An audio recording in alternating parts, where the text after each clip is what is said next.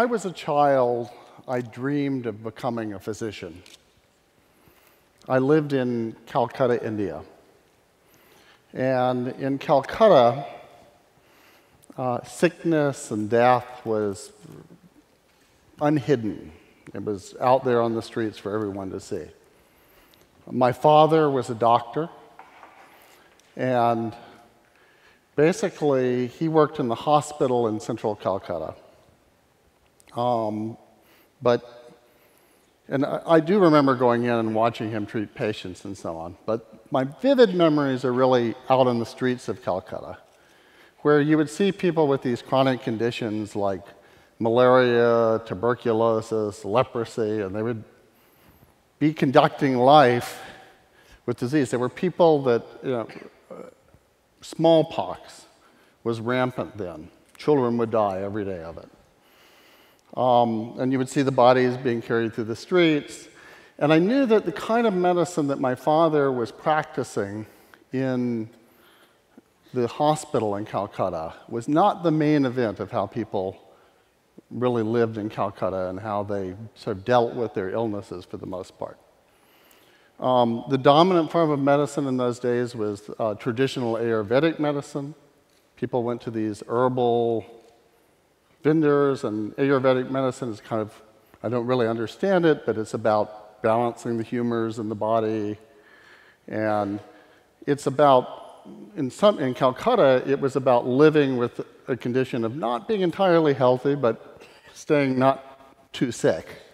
And in fact, that's what I did myself. I always had dysentery or tapeworm or some fungal infection and things like that. You managed it. And most people managed it with this Ayurvedic system.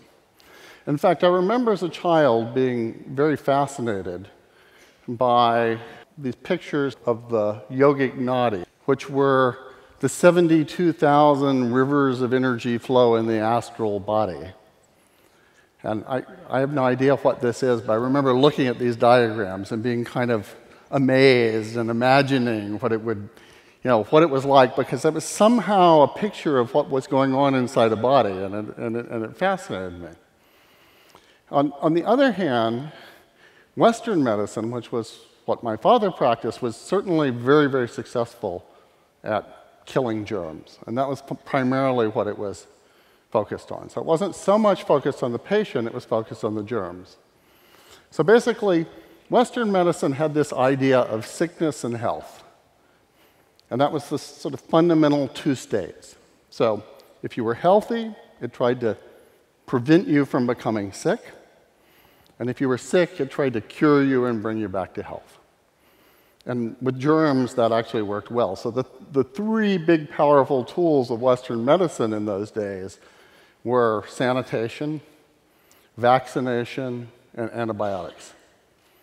And with those three things, you could really kill germs all over the place, and it was tremendously successful at managing certain kinds of diseases, and in fact, it saved my life on several occasions. And so I always had a lot of respect for it, but on the other hand, I always had this kind of aesthetic preference for this sort of view of the body as this complicated thing. And so as I got more interested in medicine, I got interested in the part of it that was sort of most like that diagram of the 72,000 nadis, which was the neural system. And so I went to school thinking I was going to become a neurobiologist. I was pretty sure that, I saw these diagrams of the brain, and we've all seen them, the different parts of it, and the corpus callosum is, connected to the lateral cortex, and that's where language. And unfortunately, when I got to MIT and really started studying that, I started understanding that actually the science behind that at the time wasn't much better than the science behind the 72,000 nadis in the yogic diagrams. It was just some vague idea of what was going on. We couldn't actually measure the signals. We didn't really know exactly what they represented. We really didn't know the structure of the brain. We didn't know the connection system. And so I got very frustrated with that. And eventually, a neurobiologist named Jerry Lettman said, why don't you go over to the artificial intelligence lab? They really are working on computers, and you can kind of understand those better. And so I went over and I studied with Marvin Minsky, and I got drawn into engineering, and I started designing computers, and I was lucky enough to get to design some of the very fastest supercomputers in the world, and so I got pulled completely into that world. And for me, it was kind of exciting because this was a system with literally billions of components. They were interacting, they had these complex diagrams. But unlike the body, I could actually go in and I could measure every signal. So that when something went wrong, I could measure the flows of information between the different parts of it, correct it, fix it, understand exactly what was going on. And the best thing about it was, with these supercomputers, because I was making the fastest computers in those days, people came to me with these other complex systems that they wanted to analyze. So I got to analyze colliding galaxies, or interacting molecules, or economic systems, or networks of computers working together. And even global climate models, or early models of how the weather interacted and how human changes in the atmosphere would change the climate and so on. And in all these cases, what it was modeling systems of literally millions of variables and the interactions between those and the emergent behaviors that came out of them. I also got very interested in the systems that would collect the data. So I learned how to build mass spectrometers and hyperspectral cameras and other systems that would measure the data so that you could build those models and so that you could put it into the supercomputer and understand how those systems operated. So actually, I had a very happy career in engineering and honestly didn't think a lot about medicine for many years. And then one day, actually about a decade ago, a physician named David Agus came to me. And he said, I'm really interested in finding a better way of treating cancer. And to do that, I need to understand much more about what's actually going on in the human body.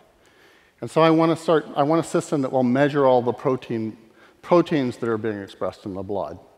And so for me, it was kind of like he wanted to make a system of the naughties, except a sort of scientific version where it was proteins that we're actually measuring. And actually, there were tens of thousands of those proteins. And we worked out a way of measuring the proteins. And of course, I was completely hooked on this concept because it applied the tools that I had been learning, supercomputing, mass spectrometer, data analysis, and so on. So what's interesting about this is I realized when I got into it that this was a revolution in general happening with medicine. We were really beginning to measure the state variables.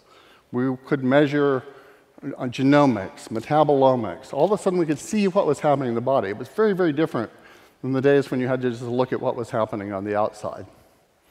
And so this created a possibility of looking at the struggles that were going on inside the body. So as we sit here today, probably every single one of you has early stages of cancer. Every single one of you has problems with neurodegenerative disease. Every single one of you is fighting off parasites and infections. But the fact is, your body mostly does that successfully. So illness happens when your body fails at something that it normally does successfully. Your body is always in that kind of a struggle. The interesting thing that we can do now is we can actually look at that struggle going on inside your body and catch it before it turns into a disease. So for instance, one of the first applications of the technology that David Agus and I have been working on is going to be that in colon cancer. So colon cancer kills about 500,000 people a year worldwide. It's a huge problem, but it always goes through a stage of this precancerous stage of colon polyps first. Very hard to see. They require colonoscopy, which is dangerous. It kills people, so you don't get it done very often. But by looking at these proteins with the blood test, we can actually see this struggle of the colons beginning to form before somebody gets cancer. Take out the colon polyp, which is easy. That can be done with a simple colonoscopy. And then head off the cancer before it ever happens, so preempt it. So the interesting thing here is that when you can actually see what's going on in the patient, you get out of this thing of having to wait till the patient is sick before the doctor can intervene. So you can get away from basically this two-part model of sickness and health. So I would say that actually sickness and health are the two least interesting cases for medical treatment. What's really interesting, the place where you have the maximum leverage is if you could see that transition in between. So what you really want to see is that struggle inside the body that's happening at a time before it turns into sickness, and preempt it from ever turning into sickness. And I think that with these new tools that we have, proteomics, metabolomics, genomics, there's going to be an explosion of them, but ways of actually looking inside the body and see the apparent health that's actually an incipient struggle that the body is going to lose unless you help intervene it. And if you do intervene, you can prevent sickness from ever happening. You can preempt sickness from ever happening. So I think that's going to be the future of medicine. And I think that this ability to look at the actual variables that are in the body is going to create a new golden age of medicine. Thank you very much.